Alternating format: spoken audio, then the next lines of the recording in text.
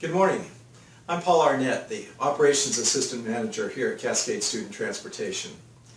Today you're going to learn many things about student management, bus safety, and your responsibilities as drivers and monitors. All of these topics are rooted in the Cascade Student Transportation philosophies and safety culture. The foundation of the CST culture is our mission statement: remove and reduce risk through allowing no unsafe behaviors, and by doing it right the first time, every time. We here at CST strive to be not only a team of transportation professionals, but a family working to better our community. What this means to you is that you should feel comfortable communicating any questions, concerns, or suggestions with office personnel and fellow drivers or monitors at any time. For our veteran drivers and monitors, we encourage you to make yourself available to answer the questions of your fellow teammates. With the ultimate goal of safely transporting students without risk, I encourage all of you to take advantage of this culture of openness to increase the safety of our passengers. What does safety mean? Safety is the absence of risk. The risk is the possibility of damage to either a person or property. So we can extrapolate that safety is the elimination of risk to persons and property. So if we can reduce or eliminate the risk involved, then we should reduce the number of accidents to persons and property. The whole idea is to be able to focus on those individual behaviors that are going to cause us to get into an accident. What are the behaviors we can do to eliminate the risks? For the safety of property, we must be diligent in applying the triple LC. And for our passengers, we should always adhere to consistent student management practices. What is the triple LC? We should always be looking ahead, looking around, leaving room and communicating. By looking ahead far enough, drivers can anticipate potential risk and act accordingly to reduce that risk. By looking around, drivers reduce the risk of being surprised. By leaving room, drivers eliminate the risk of reaction time. Many of the accidents have been avoided by following the 4 and 6 second rules. 4 seconds during clear weather conditions and 6 during bad weather conditions. Last, but not least, is communicating. Using your turn signals, turning on your ambers, keeping your lights on, and proper use of 8-ways are all ways you can communicate with other drivers on the road.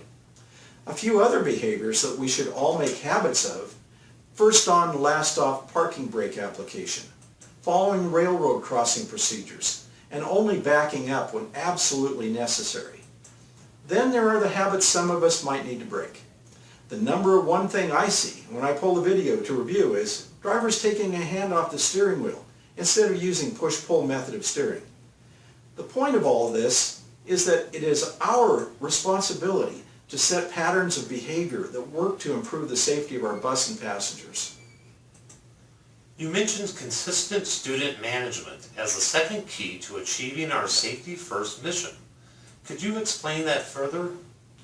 We think that having a safe bus and student management are intrinsically linked together.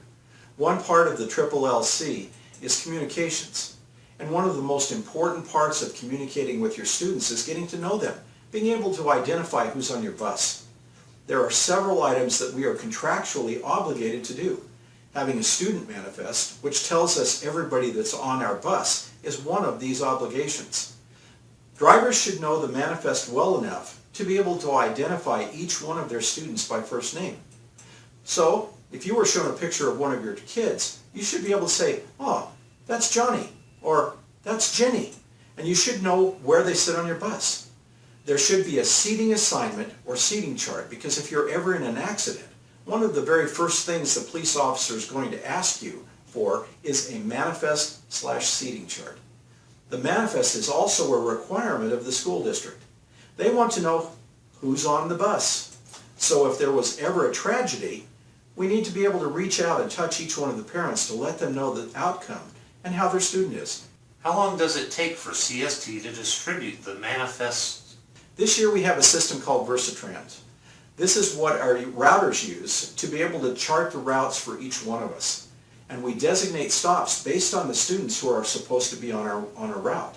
So the router is going to give you a list of all the children that are supposed to be riding on your bus. Your job then is to identify which of these kids on that list is going to be riding your bus, because there will be quite a few of them that their parents will be taking them to school, or they may be playing sports, so they're not on the bus all the time. If they are assigned to your bus, you could potentially have them on your bus. You'll be given paid time in the first few weeks to design a seating chart from this manifest. Once you have your seating chart together, you will turn this into your SMC, and they will enter it into your Versatrans, leaving a couple of seats near the driver empty to deal with discipline issues. With your chart input into Versatrans, you simply update your SMC when changes are made. With your manifest and seating chart up to date, what is another tool we as drivers and monitors have to provide for our student management? We believe that the driver is the captain of their ship. And so whatever happens on their ship, they must be in control and should be able to correct minor violations.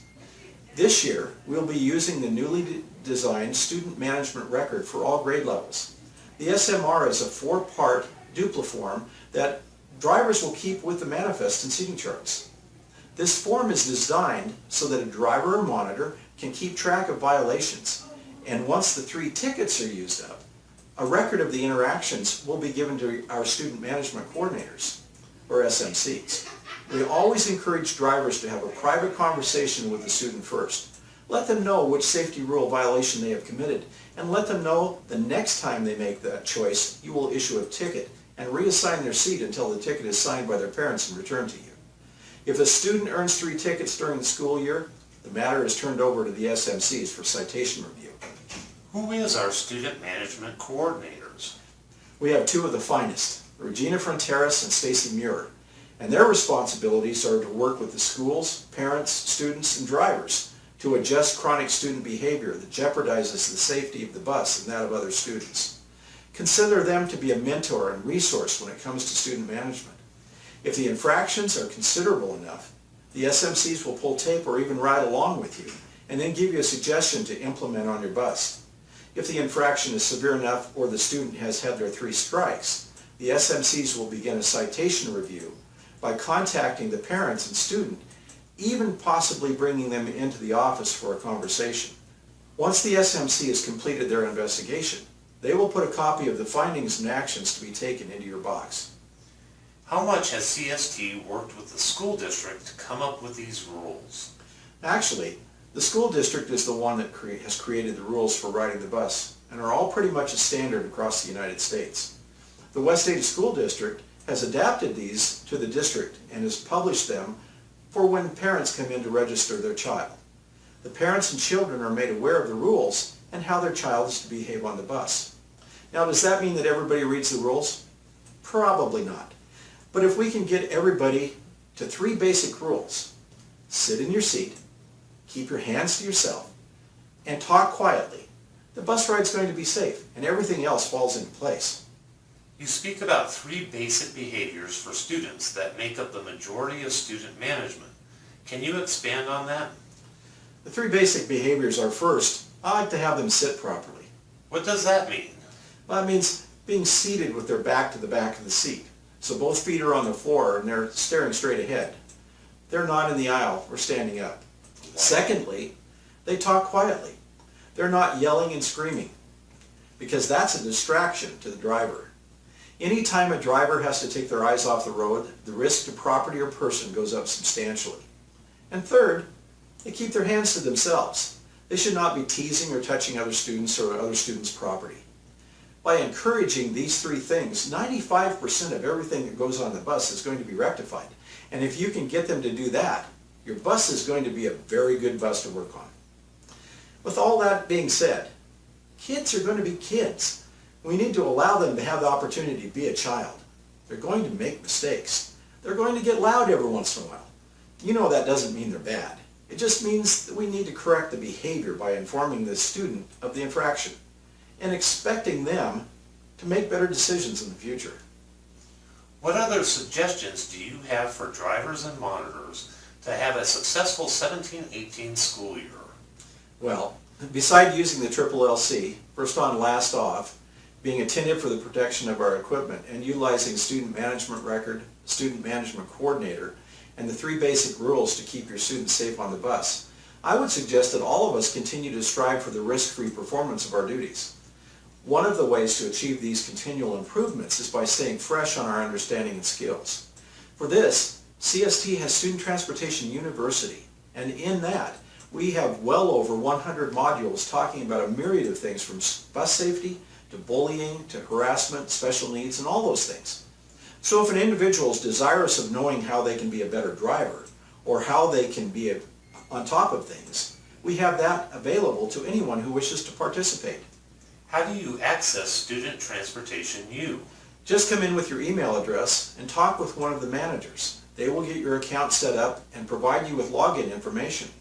Personally, I took over 90 modules this past school year, and what I've learned from going through those is that everything we do here has a reason, and that reason is safety.